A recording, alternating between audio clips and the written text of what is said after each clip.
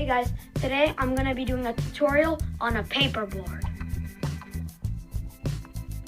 If you don't know what a paperboard is, it's basically a tech made out of paper. A tech is basically a small skateboard that are customizable most of the time and are basically what they are, tiny skateboards.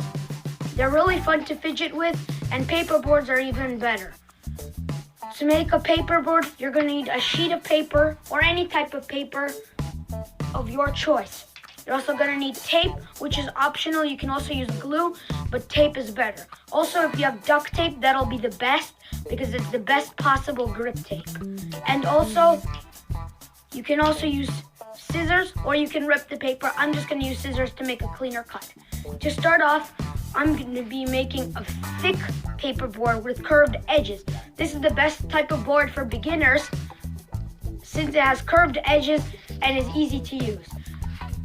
If you want to learn how to make a post-it one, I shall probably post a video on that, but that'll come out later. It hasn't come out yet before this video. So, here we go.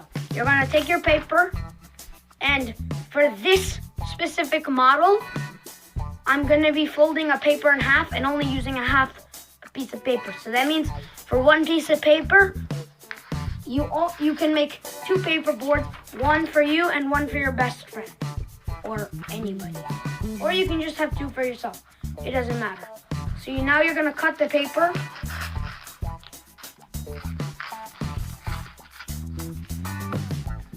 You're going to take one half. I'm going to use this half. Now, after this, if you're using copy paper, you're going to fold it again. And again. And again like this. If you want, you can do it like this. I don't want to necessarily do this, but I'm going to do this way because it's the best way for this. But you can also fold it in half and then fold it. But I'm just going to fold it now like this. Once, and then fold it in half. Now at this point, you're pretty much done with your paperboard, but you just have to crease this very well. And put your pointer and middle finger down on the board. Now you're gonna put them a little close together, but the board will stretch out over time. So if you want, you can use a marker for this, but you're just gonna fold it up at the side of your fingers. Now, folding is necessary at this point. You don't have to yet curve it, but now here's where your tape comes in. Now, if you want to be a little more challenging, you can leave it at whatever degree this is. I think this might be a 45-degree angle, but it's kind of hard to use. I can't even use it. I only started with this. So you're going to fold it in half. You're going to flatten it down, and if you want to use tape right now, that's perfect. If you have any type of glue that you want to use that you know will work, then you're free to use that. You're going to put the tape down. You're going to fold it over this edge, this long edge. You can trim off any excess if you want, it doesn't matter. But keep in mind that if you put the tape on at this point, you're not going to be able to color it later. So I suggest if you're going to use tape like this, then you should color it before or use colored paper. Now my piece of tape didn't completely cover it, so I'm going to take another piece of tape and fold down the edges. Now try to align it best to your ability, and if it's not working, you can just trim it down.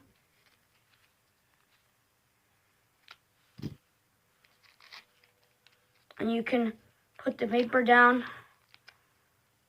This is just practice for this video. I'm not necessarily going to be using this one.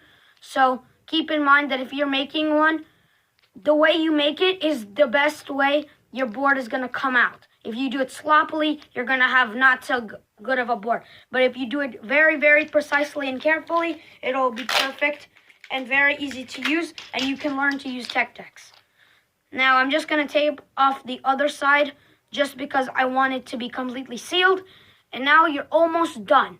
Now at this point, you can use a pencil to curve the edges until you fold them up. And this is why you put your fingers so close together, because then when you curve it, you can spread them apart. So if you spread them apart before, there's nowhere for the sides to curve. So I curved one side. Now we're going to curve the other, as you can see. And if you want to learn how to make a ramp for one of these boards, I can show you how to make a cardboard one, but you'll have to leave it in the comments below. And you're done. Now this one came, once you first make it, it'll be very good because it's very tight. But once you use it a lot, it'll kind of become flimsy and you can just curve it back again.